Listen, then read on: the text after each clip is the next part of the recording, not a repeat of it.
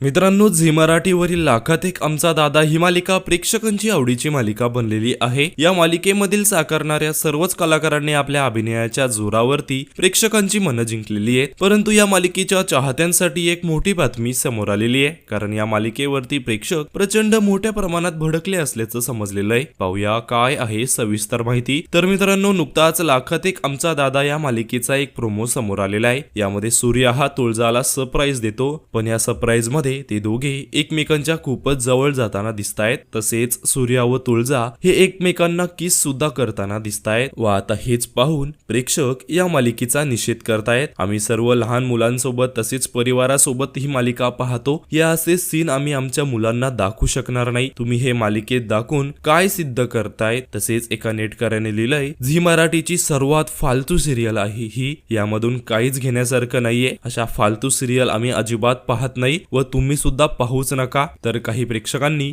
मालिकेमधून हेच घ्यायचं का आमच्या मुलांनी, यांसारख्या कमेंट्स करत प्रेक्षक लाखात एक आमचा दादा या मालिकेचा निषेध करतायत। तर मित्रांनो, या प्रोमो बद्दल तुम्हाला काय वाटतं हे आम्हाला कमेंट्स मध्ये नक्कीच सांगा।